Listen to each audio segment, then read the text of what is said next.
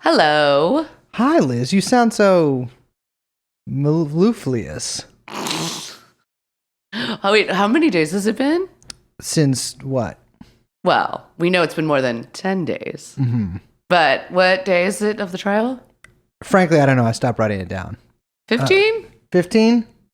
What was the last? No, way more than 15. What It's are we like on? 17 or 18 now. You know what? I don't know.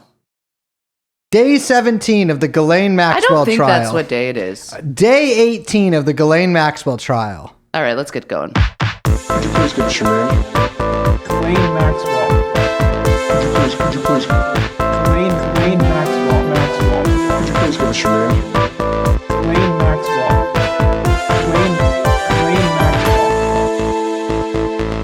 Day 16 of the Day Ghislaine 16, Maxwell trial. like I've been saying, it's day 16.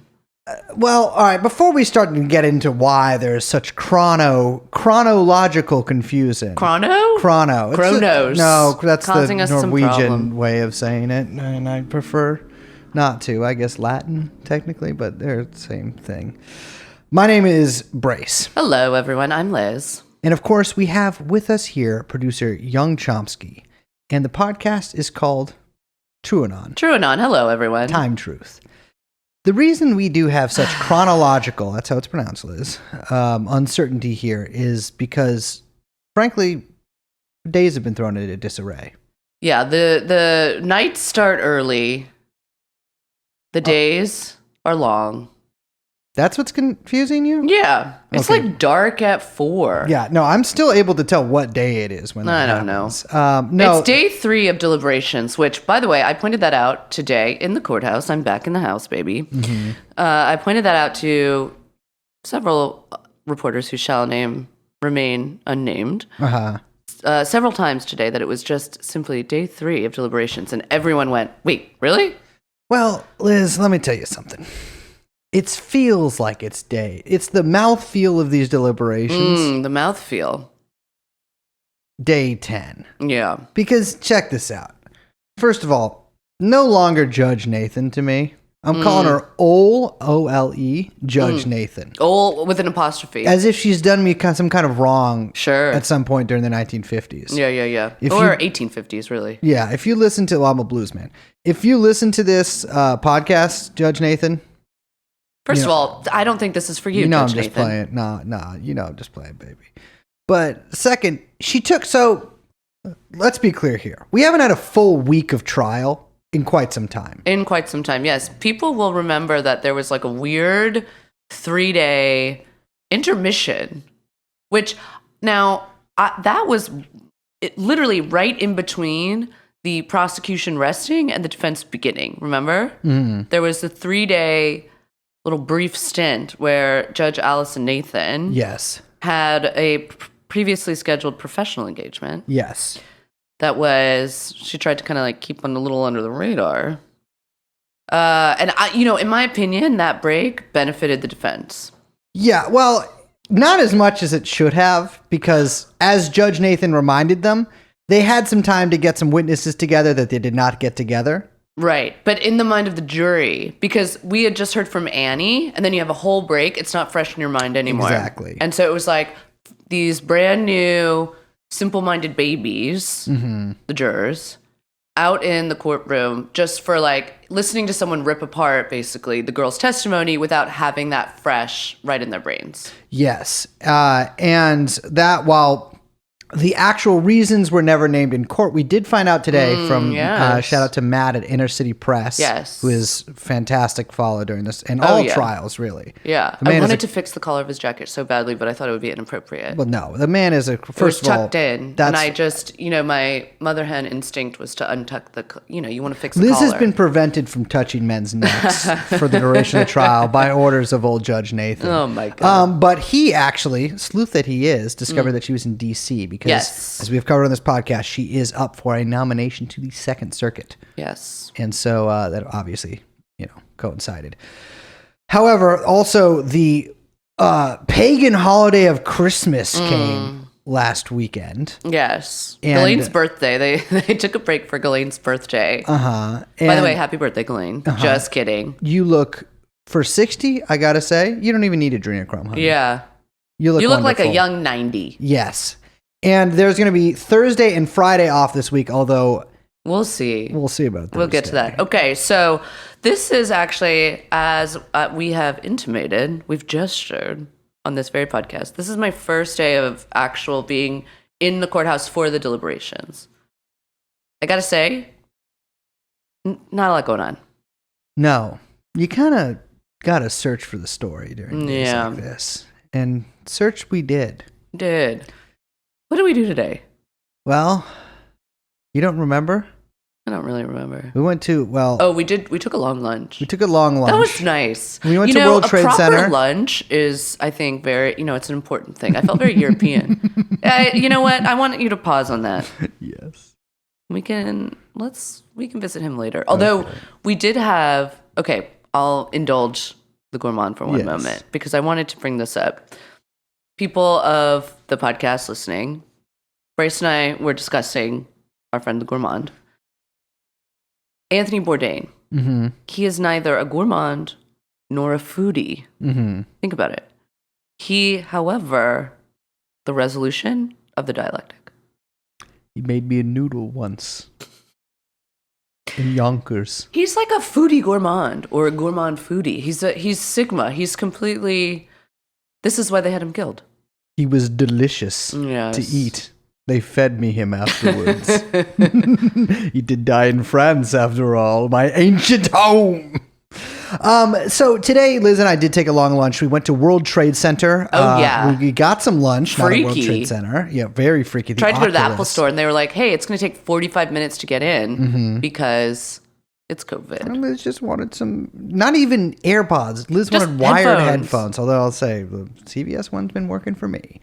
And then we got We a were already lunch. there. And then we went to a prank store. Which Oh, yeah. and Look, which we forgot the name and it was so cute. it was like Crazy Balloon Balloon Bazaar? Balloon Bazaar or something like that. Something. Listeners, it's on West Broadway. Someone find it. They will easily, I'm Yeah. sure.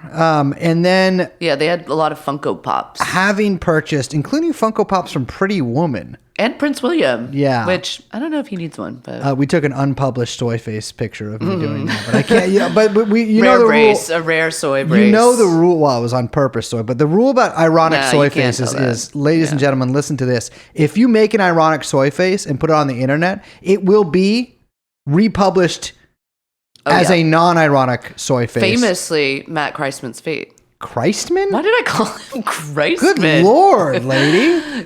Good Lord, indeed. But yes, exactly.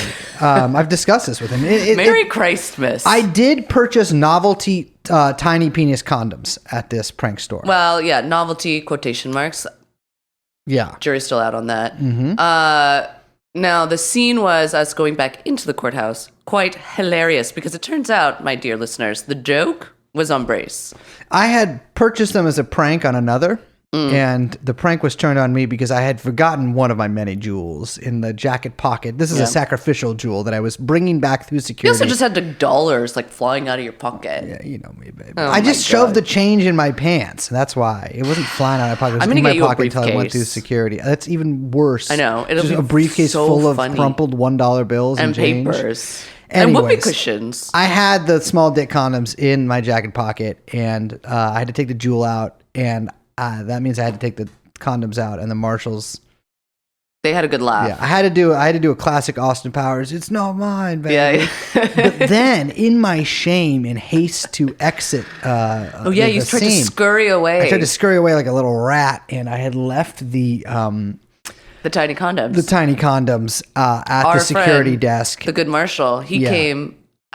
Hey, sir. Kind of trying He didn't to. know. Liz is doing an over the hand trying to hold me motion. Yeah, No, he didn't He really. did it very He surreptitiously tried to near be- to the knee. Yeah, which, by handed the it to way, me. bigger indictment. Yeah, he also let me hold his gun, and I He didn't did not use think on it was you. a joke and wanted to be, That's the kind of man careful. I am. So the court. The court, Today. where we were today. Now, this jury, look, it's only been 3 days. This is Yeah. what I keep saying. It's only been 3 days. Weinstein took 5 days. Yes. Good to remember. Now, this case and as we've said many times on the show, is very complicated. The charges are complicated. The charges and the victims that they correspond to, and also the victims that they don't correspond to and cannot be included, is very confusing. Yes. There's literally 82 pages, 86 pages of instructions. Yes. Over 80 pages. So this is not an easy... I think that, look, the jury is being quite diligent, which is good. They're crossing their T's, they're dotting their I's. Yeah. But, man, they are taking their time. Perhaps they are bewitched by the lone naked breast of justice or her mysterious blindfolded eyes. But yes, they're taking a little while, and they passed some notes today that gave an indication that they are taking this quite seriously. The first note was literally, can we have some highlighters and Post-its and a whiteboard? The first note, I gotta say, made me be like, that's when we're like, we can take lunch now. Yeah. Because you're not asking for a whiteboard. The first note, let me read. Well, it was unclear if they were asking for a whiteboard. I think they were asking for like a white I think they wanted like dry erase. I don't think they want a dry erase. I think they wanted just a white. You always want a dry thing. erase. I don't think they do, but this is. I still think they should get some red string and kind of put together a conspiracy board. So they asked for colored Post-its, highlighters, which I was shocked they don't have. I don't think they have anything in there. Board that's white, whether that's a whiteboard or simply a white board, we don't know. The definition of enticement. And Matt's testimony, that would be Jane's boyfriend, who is also under a pseudonym, so not his real name. So the definition that they settled on for enticement was enticement, which is attract, induce, or lure using hope or desire. Now, that's like I think that's pretty broad, I gotta say. Hope and desire, that's all over this case. I gotta say, if enticing an adult woman was a crime, then send me up to fucking Angola, baby, because I did it. Yeah. Well, now we have it on record, so yeah. we'll keep that. But however, this is enticement of a minor. Okay. And this is pretty good for the prosecution that this is the definition sent down to them, which is I think it is good for the prosecution that that's the definition that they sent down. I think it's a bad sign for the prosecution that they're asking for a definition. Yes. I'd agree with that. Yeah. I don't think anything that happened today are good signals to the prosecution. No. Well, to me, the colored Post-its is, I can imagine, because, ladies and gentlemen, these charges are complicated. Like, we're not exaggerating. It's not just me and Liz being dum-dums here. You'd be surprised. Yeah. A lot of people are like, which one is which? I guarantee you ask almost anybody at that courthouse to name off the top of their head what the charges are and who they correspond to and what exactly number counts they are. They'd struggle for a little bit.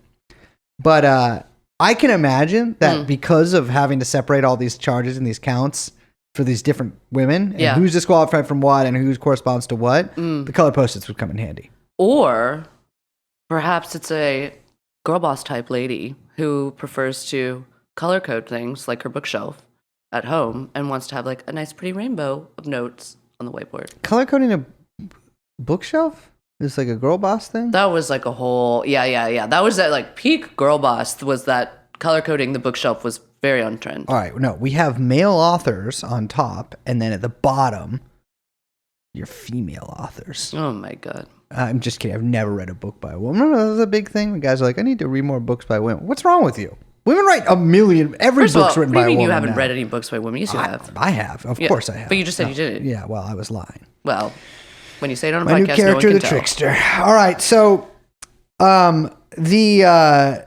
was also a little dust up over Ghislaine's wearing of an N95 mask, because now that Omicron has taken the city by storm, billions dead, all businesses closed, and Eric Adams is bestriding the streets, sitting across. Bestriding. Well, he's not actually bestriding. He's sitting like a baby on his father's shoulders on a Terminator. That's actually the Wall Street Bull that they've turned into a Terminator. Yes, enforcing quarantine, or if I call it crime-antine.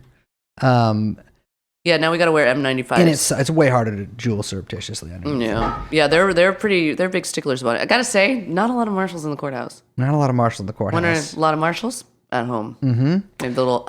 But yeah, none of the jurors sick. But they were saying Bobby Sternheim stood up for her girl Ghislaine and said, "Listen, they're giving Ghislaine an N95 mask in the courtroom, but when we leave, they give her a different mask, which is That's really weird. funny." Yeah, What are they doing with that mask? I know. She was also wearing camel today. Yes, camel, which someone mistakenly said was mauve, which is a completely different color. I can't believe you made that mistake. Oh my god. But they also asked for the police officer who did the search of Epstein's home. Yeah, they're just getting everyone's testimony. I know. That to one me I'm isn't curious that weird. about. Although I don't know what they're cross-referencing. The police officer who, I mean, this was so fucking boring too when he was up there because he was spent, as listeners might recall, he spent almost his entire testimony saying, "Now, if you were to take a left turn due north towards the pool house, you would find on your right." I mean, it was just like mind-numbing. He's describing the layout step by step. Yes. Of the Palm Beach mansion. What this tells me, in addition to perhaps some of the other notes, is that they don't, and by they, I mean at least one juror, does not believe Jane's testimony. See, or finds conflicting, maybe has some quibbles or some questions about the consistency of Jane's testimony. I definitely think there's a lot to Jane's testimony, I think. It's kind of all over the place. But I don't know. I don't know if they're like, I don't believe her, but asking for this guy's testimony, that was like... Well, it means that they're trying to cross-check things that she said to what he said, which means is not going to work out for Jane. No. Because she made a lot of mistakes. Yeah, I mean, it's been a long time. I don't think any of that. I don't mean to... I'm not casting aspersions here, but... yeah, I mean, I don't know if she made really any mistakes talking about the layout of his house. Just probably some inconsistencies or something. I don't know. That's the only thing I could think of, and that other people could kind of think of what would make sense. Yeah. That they would be trying to cross-reference. Yes. Now, was there another one before the final question? Yes, there was. And let me just flip my new little notebook. Yeah, you got a little reporter's pad there. Mm-hmm. And, oh my God, looks like a psychopath wrote this. My God, there's all sorts of arrows and dots and stuff. Okay, so this one was a little confusing. Not actually that confusing, but people made it much more confusing. By people, I mean both the defense and the prosecution. Under count 4, they also asked for David Rogers' testimony, the pilot, the second pilot. So again, that's questioning some stuff with Jane. Yes. Yeah. With note 4 was under count 4, if Ghislaine Maxwell aided in the return flight from New Mexico, this is obviously referring to Jane, can she be found guilty? Okay, so let's break this down. Now, it seemed to me very clear, I gotta say, what the jury was asking. Yeah. But there was a big quibble between the prosecution and the defense and the judge about what they were specifically asking. What it seems like they're asking is under count 2, correct? Mm-hmm. If there's only proof that Ghislaine aided in count 4? Yeah. Sorry. Only aided in the flight out of New Mexico rather than the flight to New Mexico, can that be considered aiding and abetting trafficking a minor? Yeah, and so, yes. That seems to be the substance of the question, which the defense was arguing. Then the defense says, if that is the question, we say no, which is now a legal opinion, as opposed to just trying to parse what the question was. I have to say I agree with them, except for the legal judgment no. Personally, I do think that it would count. I do too. I frankly, I was a little confused by the confusion about this because, I mean, the manager got in there and talked about the commas within the notes. Oh yeah, she was being almost impossible legally to follow. blonde up and in the that house. That was Dear God, it difficult. was so law student. Even Allison Nathan started chuckling. Laura Manager, if you're listening to this, everybody hates you. I hate you. Liz, I assume, hates you. I don't hate anyone. Okay, you're out of your fucking mind, baby doll. Well, Everybody. now I hate you. Okay, transfer that on. Well, you just proven yourself a hypocrite. Just kidding. I don't hate Everybody you. you come into contact with in your life hates you because you're annoying. I want you to take that into consideration. You're 75 years old at this point. You'll never get better. Just there's something broken in you. Yeah, the that dye can't be job is fixed. bad too. It's very cheap. I actually think it's really It's a real Denver blonde. You know what I'm saying? But there was a long back and forth over this, and basically came back to read the instructions again. Yeah, Nathan basically sided with the prosecution. Everyone was sort of like, it was so annoying. Everyone was kind of being obtuse for their own reasons. Yeah. Including the prosecution, who's like, we can't really tell what they mean, or we can't glean intent, so we just say look back at the charges because you don't want to actually address the question. Yeah. So the whole thing was pretty annoying. I gotta say, Alice and Nathan's attitude during this whole day, and particularly towards the end of the day, when it became abundantly clear that the jury had no intention of delivering a verdict today, and what feels like tomorrow, although we'll get to that in a second. A little testy. She is clearly done with this. Yeah, she wants this thing wrapped up in a bow real quick. She, at the end of the day, strongly encouraged. And you know what? I gotta say, side with the defense on this again. Okay, yeah, so explain what happened. Well, I didn't side with the defense before, but siding with the defense here is, at the end of the day, she basically says she wants to offer the jury the option to go until 6. Yeah, because right now they go until 5. However, that was the thinnest of veneers. Yeah, I don't think it was one of those things where, you know, when you were like a kid, Yeah. and your parent would be like, no, I'm just suggesting, in kind of like a passive aggressive way, or Yeah. maybe like a kind of a, you know, girlfriend's like, maybe you could do it. Was, yeah. I'm more This the is not a latter suggestion. example is hitting closer to home. But yes, my parents were never made suggestions to me. They let me run free in the house and do it. I was the man of the house from age 3. All right, well. But Yeah, yes, this is not a suggestion. No, she Alice was- and Nathan strongly suggested they Yes. stay until 6 now, as a way to speed up deliberations. is it possible? Riddle me this. And this is what Matthew, Inner City Press, got the old brain thinking over here. It's like, no, she took 3 days off of this trial. She's Yes. the only one who's taken time off of this trial. Yeah. All the other times were basically like, that was a court kind of thing. Like, you Yeah. have to get some of those days off. The holidays. for example. Including this Thursday and Friday. Although Which, yeah, Thursday, if they're still deliberating, we're deliberating through Thursday. But yeah, Judge Alice and Nathan. So the jury's actually allowed, I think, to deliberate basically as long as they want every day. Yeah, And they had returned a note saying we want to end at 5 today. which, absolutely. One, And you know what? Tip of my hat, Jerry. Support you. Yeah, thank You're you right. very much. We also jinx. So you can't talk for the rest of the episode. No. She is strongly suggesting that they meet until 6 p.m. from now on. Yeah, the defense really was upset with this language. Yes, and Judge Nathan tried to say like, oh no, it's the exact same language I used other times in this trial. First of all, you've only used it one time in this trial, and the time when you used it, you were saying that they could come in on a Thursday. Yeah, you know, Your Honor, objection. Yeah, and you know what? I'll allow it. I'll allow it because I object heavily to that. So there's sirens going off right now Oh, my because God. the entire police The U.S. force. Marshals are here to arrest us. It's the Shamrim here to bust me out. No, it Sounds of the city.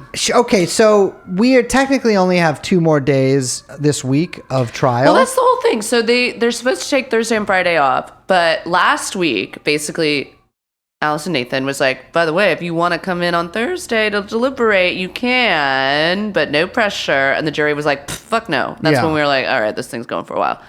She's going to do the same thing, except I feel like it's going to be, quote, using the same language, but it's not going to be using the the same tone language. of voice in which she delivered these things, Which is not entered into the record, not mind you. entered to the record. Heavy That is our job. We are now entering it into the record. enunciation.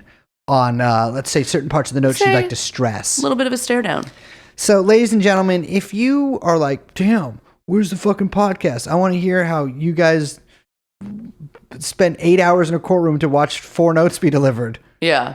Why is it 1 hour late? Okay. Old Judge Nathan. Here's my thing. Oh, great. Before we wrap up, because we've got to wrap up. Mm-hmm. I'm going to use my teeny condoms. Oh my God. Ew. Coming into today, I was like, this thing's going to Wednesday. When I heard the whiteboard note, I said, this is going to Wednesday. Or is this going into the new year? Which, look, nobody wants that.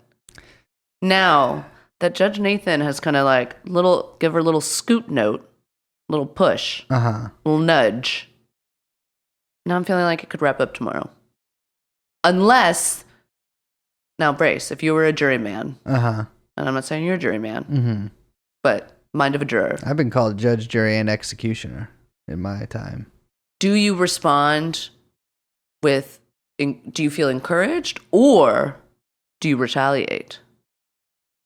So, listen, ladies and gentlemen, I'm not a juror, as Liz said. No. But I'm putting myself into the mind of a juror. A New York native. I've been here since whenever the first part of Goodfellas takes place, when he's like a kid. I'm a first responder. And I work at 9/11, both in the office and I helped. I was a firefighter. Yeah, set up the bombs. And I did Building 7, correct. And I'm thinking, why you got this Spigatoni telling me this fucking you got this cream puff telling me? Oh, that's maybe I'm not trying to be homophobic there after, my recent cancellation. I was calling her a cream puff due to her okay, I'm trying to get myself out of this. Not because of her sexuality here. She's telling me I can't go home and kiss my horrible wife and mentally unwell children on the mouth with my tongue? I can't do that. I gotta wait another hour for that when they're cold and freezing to their bones? This is ridiculous. Well, I gotta go to the Times Square. Times Square. I gotta go there. Get myself a slice of Sbarro. I have to go to where there's all the Chinese people and barter for a fish. All right. 1 yen for this fish? You want 3 yen? Right, what am I made out of? We just took a trip around the world. What am I made out of? Dragons? I got yen coming out of me? Like but this is what I'm saying. I don't know if you feel encouraged to finish, or if you're like, fuck you, mom, you're not the boss of me. I'm jury. We leave at 5. This thing is going to January. I mean, what are these kids doing? They should have been living with their mothers until they're 40. Okay. Yeah, I hope if this goes until January, then let me just say, Bud Dwyer is getting a sequel, and it's starring Brace. And on that note, I'm Liz. My name is Brace. The gun is cocked and loaded, and in Morrow, produced by Young Chomsky. This has been TrueAnon, and we will see you next time. Bye-bye.